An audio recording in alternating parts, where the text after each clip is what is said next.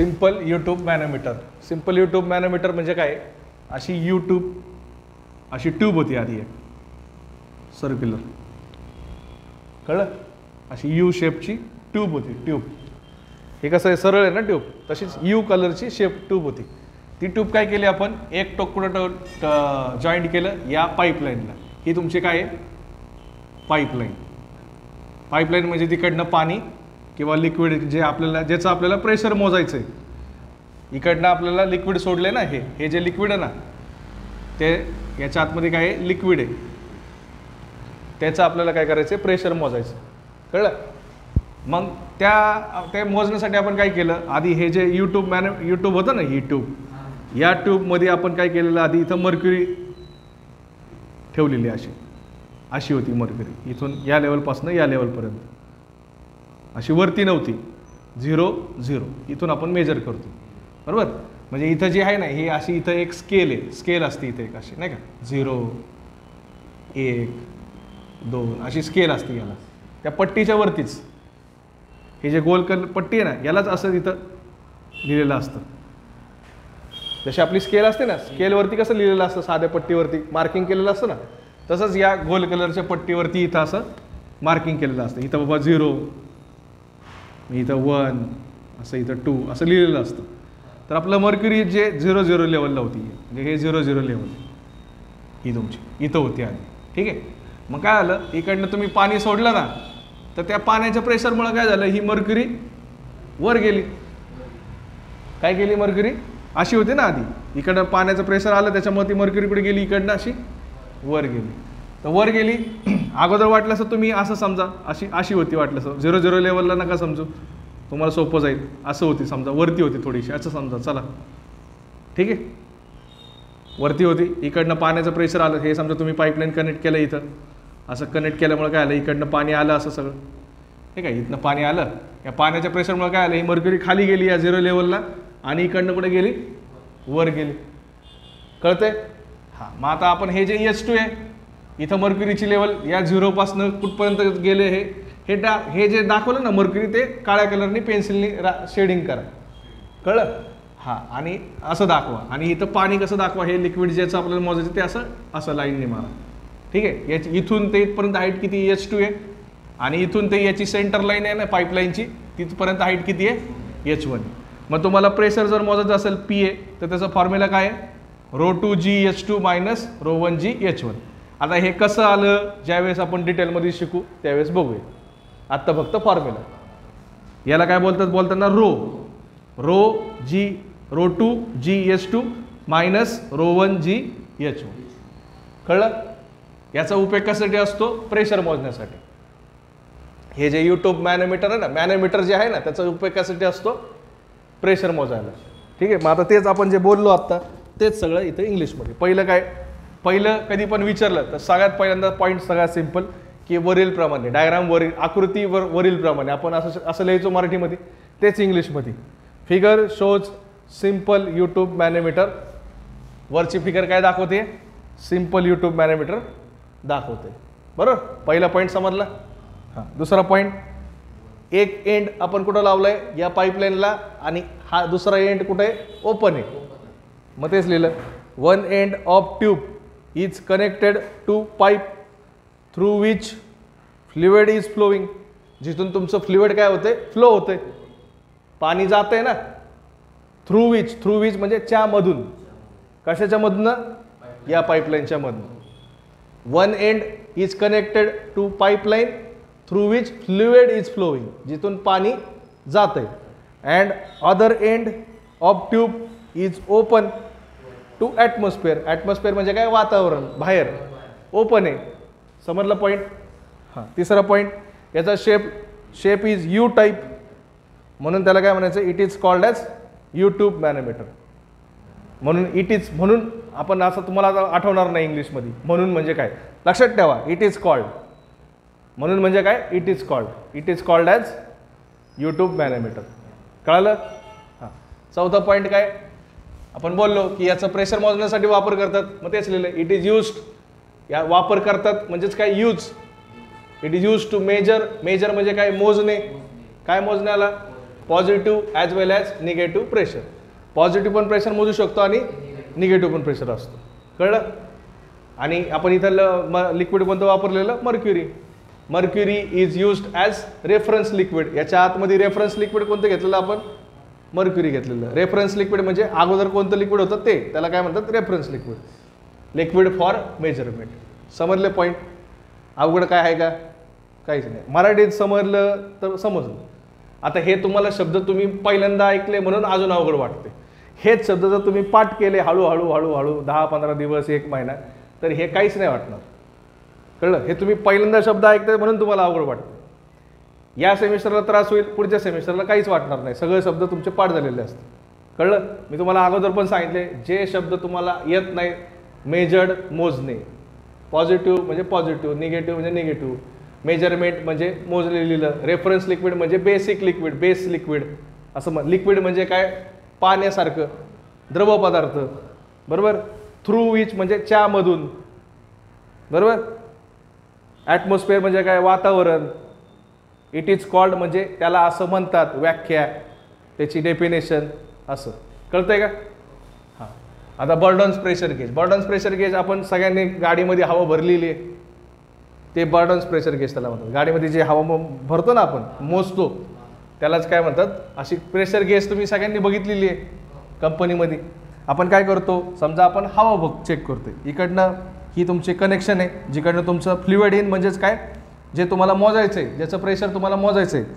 Pipe through which fluid is flowing. असा pipe जिथून तुमचं फ्लुइड काय होते, फ्लो होते.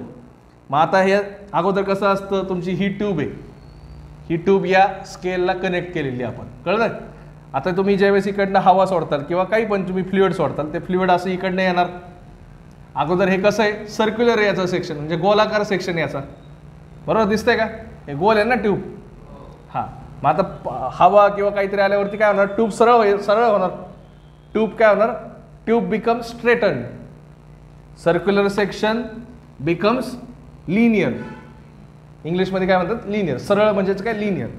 त्याच्यामुळे काय होणार, धिस मोशन, ही जी मोशन आहे लिनियर, जी पाईप ट्यूब जी सरळ झाली, ती मोशन कोणाला जाणार, पिनियनला. पिनियन कोणाला देणार, ती रॅकला. रॅकला काय आहेत, थ्रेड्स आहेत दोन इकडं, त्याच्यामुळे रॅक गोल फिरणार. आणि रॅकवरती काय आपण हा पॉइंटर लावलेला आहे, त्याच्यामुळं पॉइंटर मूव्ह होणार, फिरणार या स्केलवरती. Pointer moves on calibrated scale. समजते. मराठीमध्ये कळालं. पहिले मला म्हणतो माहिती लिहायची. पहिलं पॉईंट काय लिहिणार, burdens pressure gauge is as shown. As shown म्हणजे काय, अशी दिसते वरील प्रमाणे. दुसरा पॉईंट, याच्यामध्ये काय काय ते लिहायचं. It consist. यामध्ये काय बाबा, काय काय दिसतंय, pipe, rack, pinion, calibrated scale, body, असं पॉइंटर असं. ठीक आहे. त्याच्यानंतर वेन फ्लुइड इज फ्लोईंग, किंवा अगोदर काय लिहा, tube. Section of the tube is circular. त्याचं सेक्शन जे आहे ट्यूबचं ते कसं आहे, सर्क्युलर आहे, असं आपण माहिती लिहिणार. When fluid is flowing, circular section becomes linear. Becomes म्हणजे काय, लिनियर होतं, लिनियर झालं. This motion is given to pinion. Rack and pinion are connected to each other. ते एकमेकांना कनेक्टेड आहेत. सो रॅक, किंवा उलटं लिहिलं मी, सॉरी, हे पिनियन आहे, हे काय आहे, रॅक आहे. So pinion rotates and pointer is on pinion. So pointer is also rotate किंवा moves on calibrated scale. Bourdon's pressure gauge फक्त पॉझिटिव्ह प्रेशर मोजतं, निगेटिव्ह प्रेशर मोजत नाही. Bourdon's pressure gauge is used to measure positive pressure only. Negative शब्द वापरणार का, नाही. कळतंय. तर आपण, तुम्ही डायग्राम फोटो काढायचा, मी तुम्हाला याची माहिती लिहून देतो मला, कारण अजून एक डायग्राम काढायची. आणि ते काढताना कसं काढा, आधी हे गोल, मोठा गोल काढा त्या कर्कडकनी, आणि त्याच्या आतमध्ये हे काढा, असा अंड नका काढू माझ्यासारखं, गोल नेट काढा.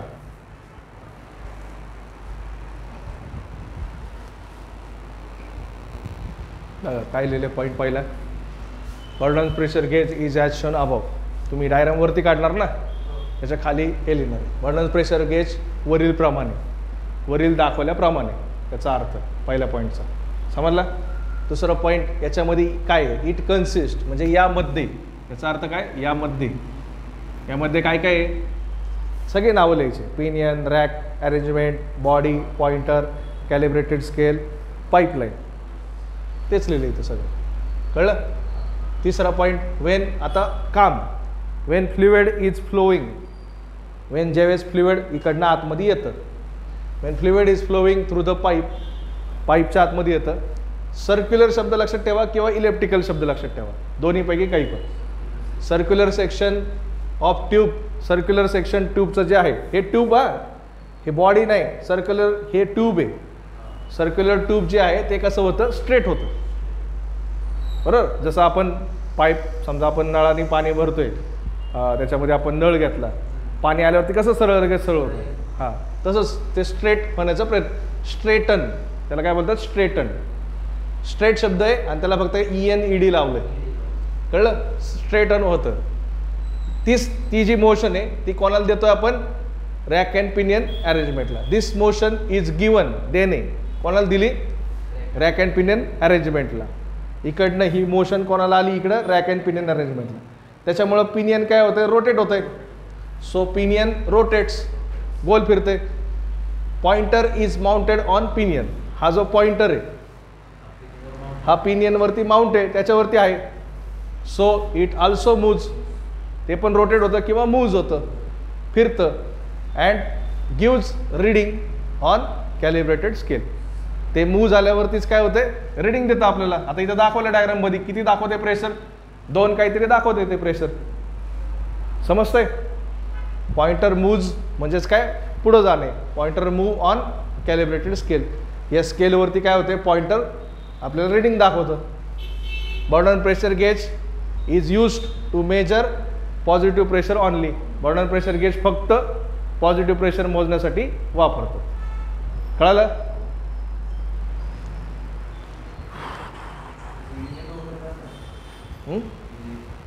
युनिट नाही, आता आपले डायग्राम आहे त्याच्यामध्ये युनिट वगैरे काही नाही, बारमध्येच मोजतात प्रेशर. बघा काय आपण वेंचुरीमीटर करतोय, हे दुसरा का तिसरा क्वेश्चन आहे तुमचा, CA वाटतं, हां दुसराच आहे. B ला तुम्हाला विचारतील हे क्वेश्चन नंबर 2 ला, B ला वेंचुरीमीटर एक्सप्लेन करा. आता वेंचुरीमीटर कशासाठी वापरतात, डिस्चार्ज मेजर करण्यासाठी, म्हणजे एखाद्या पाईपलाईनमधनं किती पाणी पास झालंय, 1 लिटर 2 लिटर 10 लिटर, ते मोजण्यासाठी आपण काय करतो, वेंचुरीमीटरचा वापर करतो. आता वेंचुरीमीटर असं आहे, डायग्राम दाखवली तशी, हे तुमची पाईपलाईन आहे, हे जे सरळ डायग्राम दिसते, सरळ लाईन दिसते ना, हे तुमचं पाईपलाईन आहे, मेन पाईपलाईन. त्याचं डायमीटर काय आहे, D1, कळलं. ते कनेक्ट केली आपण वेंचुरीमीटरला. आता वेंचुरीमीटरमध्ये 3 सेक्शन आहेत. पहिला कॉन्व्हर्जंट, कोन किंवा झोन. कोन बोललं तरी चालतं, झोन बोललं तरी चालतं. कॉन्व्हर्जंट कोन म्हणजे काय आहे, त्याच्यामध्ये तुमचं डायमीटर बघा, इथं डायमीटर किती आहे, D1 आहे. इकडनं डायमीटर तुमचं हळूहळू कुठपर्यंत गेलं, D2 पर्यंत गेलं, समजतंय. इथं डायमीटर जास्त आहे ना, D1 आहे, इथं डायमीटर काय कमी आहे. मग कॉन्व्हर्जंटचा अर्थ काय, कॉम्प्रेस, बारीक करते. इथं पाणी काय होतं, कॉम्प्रेस होते. नंतर तुमचं काय आहे, थ्रोट आहे. थ्रोट छोटा सेक्शन आहे हा, त्याच्यामध्ये तुमचं डायमीटर D2 काय आहे, कॉन्स्टंट आहे, सेम आहे, चेंज होणार नाही. कॉन्स्टंट सेमचा अर्थ एकच. त्याच्यानंतर परत तुमचं डायव्हर्जंट कोन आहे. डायव्हर्जंट कोनमध्ये परत तुमचं इथं डायमीटर D2 पासनं डायमीटर परत कुठपर्यंत गेलंय, D1 पर्यंत गेले.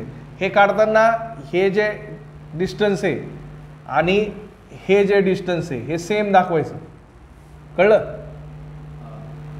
एका लाईनी सरळ, म्हणून मी आधी बघा लाईन मारलेली फिक्कट, पुसलीनंतर ती, हे सरळ एका लाईनीत दिसलं पाहिजे. हे डायमीटर D1, हे पण डायमीटर तुमचं काय इथून एवढं D1च आहे परत, कळतंय. हां, मग आता ज्यावेळेस पाणी असं अचानक त्याचं एरिया काय झाला, कमी झाला, समजतंय का. एरिया कमी झाला ना, तर एरिया कमी झाला तर प्रेशर काय होतं, कमी होतं. एरिया डिक्रीज जर झालं ना तर प्रेशर काय होतं, कमी होतं. प्रेशर कमी झालं म्हणून काय झालं, त्या दोघांमध्ये प्रेशरचा डिफरन्स तयार झाला. इकडच्या साईडला प्रेशर जास्त झालं आणि इकडच्या साईडला प्रेशर काय झालं, कमी झालं. त्यामुळं बघा इथलं प्रेशर जास्त असल्यामुळे इथल्या पाण्याने काय केलं, इथं जी मर्क्युरी होती त्याला खाली ढकललं. म्हणून बघा हे पाणी इथं जास्त आलंय, हे मर्क्युरी इकडनं खाली गेली. हे अगोदर कशी होती मर्क्युरी, इथपर्यंत होती अशी पूर्ण सेम लेवलला होती. इकडनं पाण्याचं प्रेशर जास्त आलं म्हणून काय आलं, हे पाण्याने खाली ढकललं, त्याच्यामुळे इकडनं मर्क्युरी वरती आली. आणि आपल्याला मर्क्युरी इथं वरती आली, आपण हे एक्स डिस्टन्स दिसतं, या एक्स डिस्टन्सवरूनच आपण मेजर करू शकतो. याच्यावरून आपण काय काढतो, ही एच हाईट काढतो. कळलं, या एक्सच्या याच्यावरनं आपण एचची हाईट काढतो. आता ते फॉर्म्युला त्याचा वेगळा आहे, ते आपण ज्यावेळेस ॲक्च्युअलमध्ये शिकू, सम करू त्यावेळेस आपण बघूया. आत्ता फक्त लक्षात ठेवा की हे जे डिस्टन्स आहे ना एक्स, त्याच्यावरनं आपण एचचं उत्तर काढतो. कळलं, हाईटचं उत्तर काढतो. समजलं का, प्रेशर डिफरन्स तयार झाल्यामुळे काय आलं, हे मर्क्युरी वरती गेली. हे आपण काय दाखवलंय, मर्क्युरी यूट्यूब मॅनोमीटर, हे आपण आधी शिकलो आता यूट्यूब मॅनोमीटर. हे काय असतं, आपलं काळ्या कलरचं दाखवलेलं मर्क्युरी वरती गेली, आपल्याला इथं हाईट भेटली, या हाईटवरनंच आपण प्रेशर मोजणार, सॉरी डिस्चार्ज मोजणार. बाकी काय सगळं सेम. आता बघा माहिती, व्हेंचुरीमीटर इज ॲज शोन अबव, वरीलप्रमाणे व्हेंचुरीमीटर. याच्यामध्ये 3 झोन आहेत, झोन किंवा कोन एकच झालं, कॉन्व्हर्जंट कोन, थ्रोट आणि डायव्हर्जंट कोन. तिन्ही नावं आहेत समोर वरती. आता कॉन्व्हर्जंट कोन मध्ये काय होतंय, in convergent cone diameter of pipe decreases, म्हणजे काय होतंय, कमी होतंय. From diameter D1 to D2, diameter D1 पासून डायमीटर D2 पर्यंत जात आहे ना तुमचं, डायमीटर कमी होतंय कॉन्व्हर्जंट कोनमध्ये. कळतंय का, हां. त्याच्यानंतर काय, a small section in which diameter D2 is constant is called as throat. एक स्मॉल सेक्शन आहे, छोटा सेक्शन आहे, ज्याच्यामध्ये डायमीटर D2 कंटिन्यू काय आहे, सेमच आहे, त्याला काय बोलतो आपण, थ्रोट. कळतंय. आता due to difference in pressure, इथं दोघांचा डिफरन्स तयार झाला प्रेशरचा. Due to mercury level goes up, mercury level कुठे गेली, वरती गेली. अप म्हणजे काय, वरती. In U tube manometer, mercury level वरती गेली प्रेशर डिफरन्स तयार झाल्यामुळं.